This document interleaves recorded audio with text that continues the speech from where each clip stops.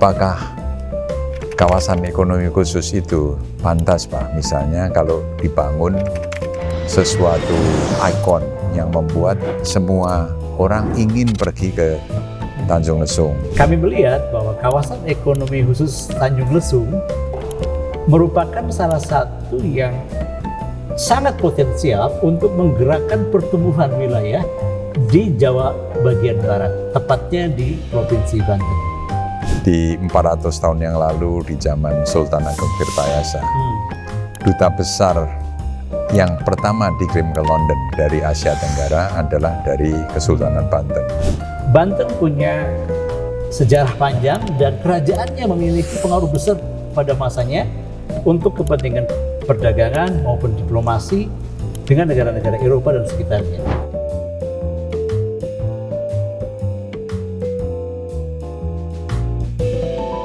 Selamat pagi, Selamat Pak pagi, OO. Pak. Ya. Sekali lagi kita berjumpa di hari ini. Pak OO Saifuddin Nur adalah tokoh Banten yang berkomitmen untuk membangun perekonomian Banten melewati pariwisata dan budaya. Nah, hari ini Pak OO saya ingin bertanya ke Bapak mengenai kawasan ekonomi khusus Tanjung Lesung, perannya dalam memajukan perekonomian di Banten ini, Pak OO. Sebelum saya merespon pertanyaan Bapak mengenai KIK Tanjung Lesung, saya ingin cerita sedikit, Pak. Dalam perjalanan penugasan kami selaku praktisi keuangan di perbankan maupun pernah mendapat penugasan di Pelabuhan Indonesia 3, kemudian di kawasan yang menangani danau, waduk, pengairan, di mana sebagian daripada kegiatannya justru untuk menghidupkan kawasan-kawasan. Semisal kalau kita ikut menjelajahi pembangunan kawasan-kawasan di sekitar lautan, pemerintah Republik Indonesia juga kan memiliki kawasan-kawasan ekonomi dan kawasan industri, Pak. Di mana pengalaman itu memberikan gambaran kepada kami bahwa memang apabila daerah mau tumbuh, apabila perekonomian nasional mau tumbuh secara lebih merata lagi, memang diperlukan pusat-pusat pertumbuhan kawasan baru. Kawasan industri, kawasan ekonomi, maupun kawasan khusus pariwisata.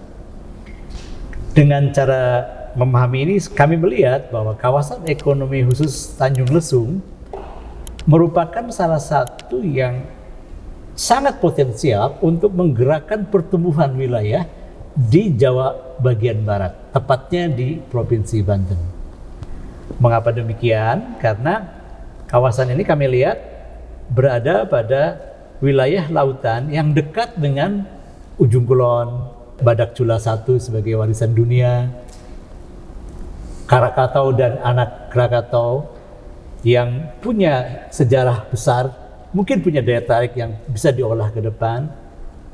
Pada sisi lain juga punya masyarakat adat dan kultur yang sangat tua dan cukup memiliki banyak wisdom, yaitu masyarakat Baduy. Plus barangkali juga di sisi kerajaan Islam, Banten punya sejarah panjang dan kerajaannya memiliki pengaruh besar pada masanya untuk kepentingan perdagangan maupun diplomasi dengan negara-negara Eropa dan sekitarnya.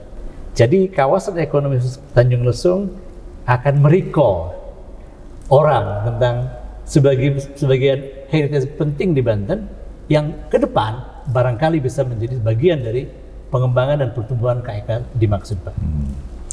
Terima kasih, Pak OO.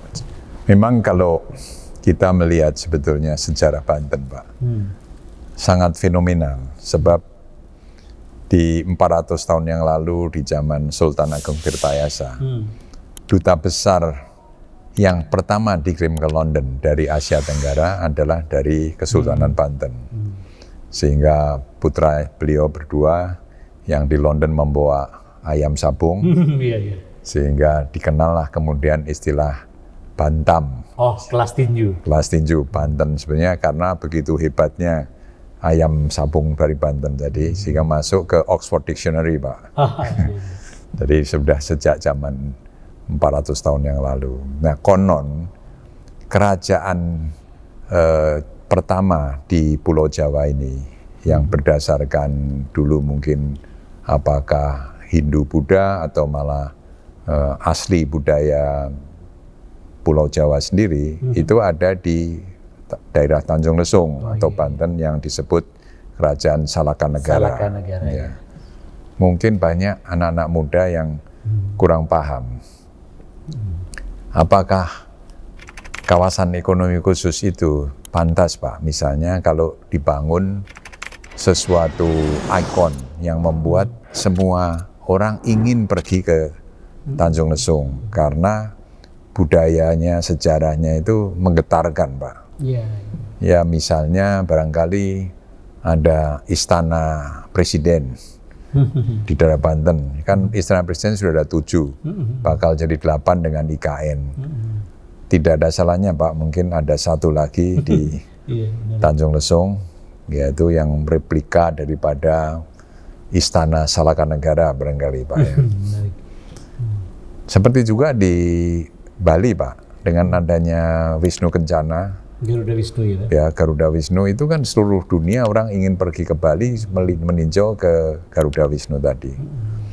Nah, ini salah satu ikon menarik. Di samping juga geomaritim, Pak. Di daerah ini kan mungkin juga perlu adanya satu pusat research atau museum yang bisa menjelaskan sejarah hebatnya bangsa Indonesia ini sejak zaman dulu dalam kemaritimannya, Pak. Bagaimana pendapat Bapak? Perjalanan wilayah Republik memang adalah perjalanan kemaritiman. Kita adalah negara kepulauan yang memiliki pintu yang lengkap di hampir 8 penjuru angin. Negara yang disatukan lautan. Dan pintu-pintunya adalah selat-selat utama. Malaka, Sunda, kembali Lombok, Bali, Makassar. Dan menunjukkan bahwa kalau lihat etnisitinya, Pak, memang produk daripada akulturasi berbagai macam arah angin ini, arah lautan ini. Kalau di selatan kita lihat kulitnya ya, berbeda dengan yang di utara. Begitu juga matanya dan lain-lain. Jadi sebetulnya memang kalau kita mau mengingat bahwa secara geostrategis, geopolitik, Indonesia memang berada pada wilayah yang sangat strategis di sisi kemaritiman. Makanya istilah yang Bapak sebut tadi geomaritim itu menarik. Bahwa kalau mau bicara Indonesia di tengah dunia, maka kita mesti bicara Indonesia sebagai poros maritim dunia. Dalam pendekatan geomaritim, Indonesia mesti didekati dalam pendekatan wilayah dalam konsep kawasan Nusantara ya, di mana pemerintah sudah mengedukasi kita sejak sekolah bahwa negara kita itu bukan dipisahkan oleh lautan, tapi disatukan oleh lautan, dan daerah terluarnya di mana zona ekonomi eksklusif diatur juga dalam tata negara kepulauan. Sekian kilometer adalah wilayah depan Indonesia yang menyatukan juga lautan-lautan sebagai batasnya. Jadi kalau tiba-tiba tadi Bapak mengingatkan kami kepada gagasan besar dan kebesaran Indonesia sisi laut, memang sudah sewajarnya kalau ada pusat riset, learning center, atau wisata yang merekonstruksi kehebatan kemaritiman Indonesia tersebut.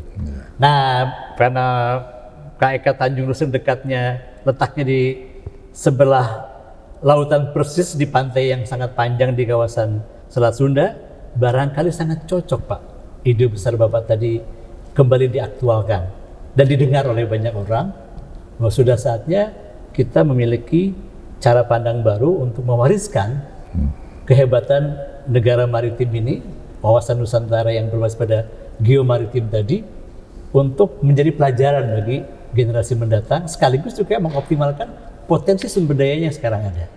Dan KEK Tanjung Lesung menurut saya lokasinya sangat dekat dengan pikiran-pikiran besar tadi.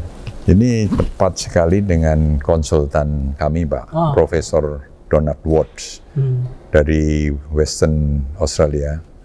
Beliau adalah rektor pertama dari Curtin University. tahun 1994 beliau saya undang ke Tanjung Lesung dan mengatakan memang di daerah ini itu dibutuhkan sekolah tinggi di bidang marine biology. Oke. Dan juga sekolah tinggi di bidang kepariwisataan. Maka mimpi saya waktu itu membuat universitas di sana yang beliau katakan, ya bangunlah universitas yang mempunyai visi seperti itu.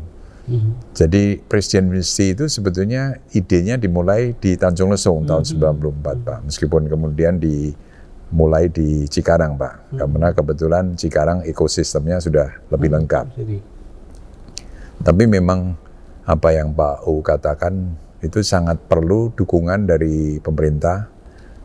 Karena kalau sudah bicara mengenai research center marine biology Pak, itu harus ada dukungan pemerintah yang bisa bekerja sama dengan banyak negara lain yang membutuhkan research untuk ya kelautan di daerah kita yang sangat kaya ini Pak dengan lautnya tadi Pak.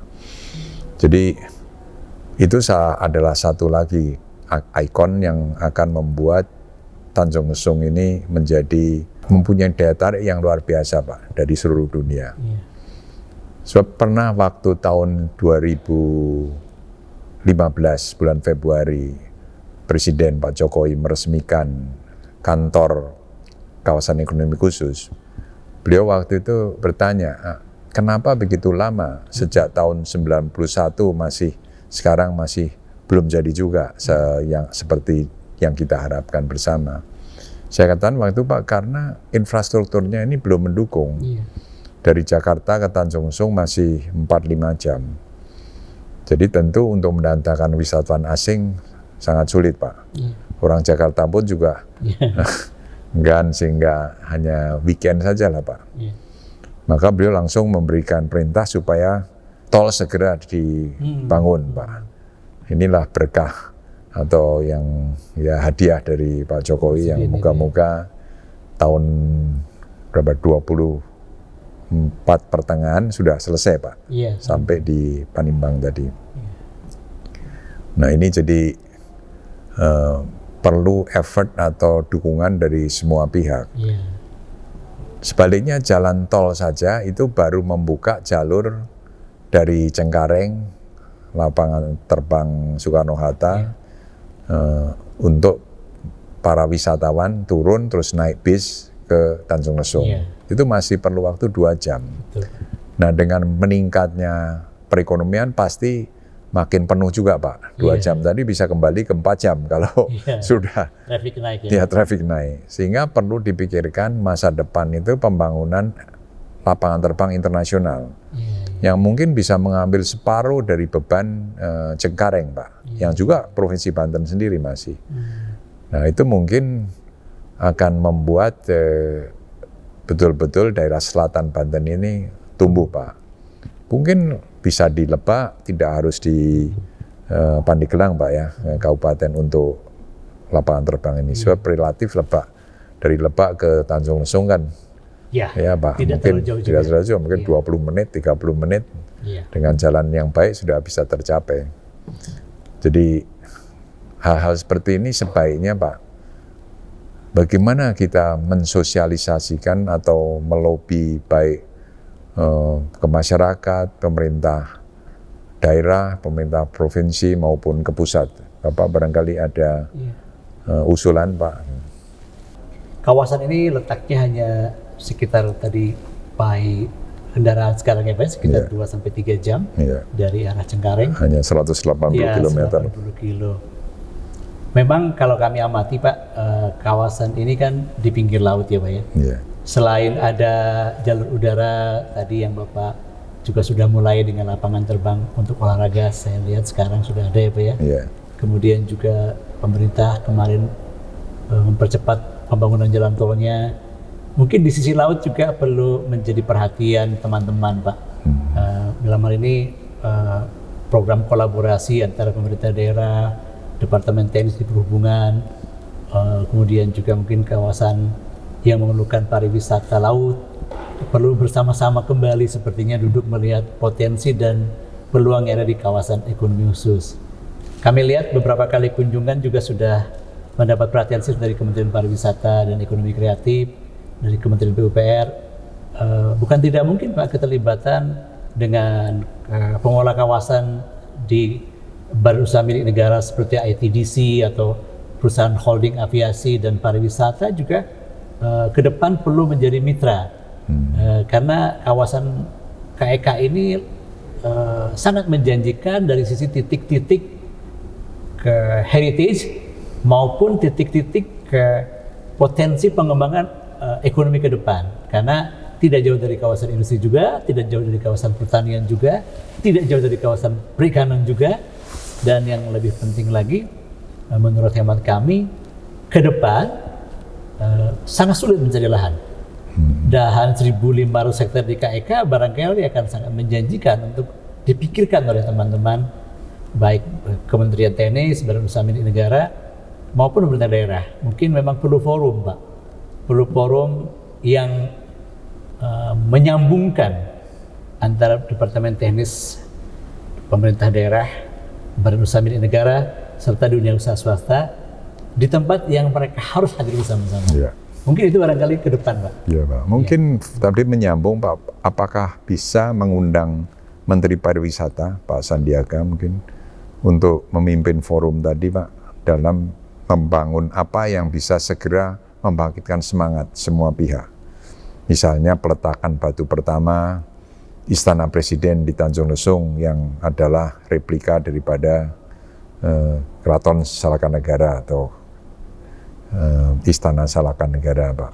Barangkali ini menjadi pemicu dulu, Pak, untuk semua orang jadi terkaget-kaget, Pak.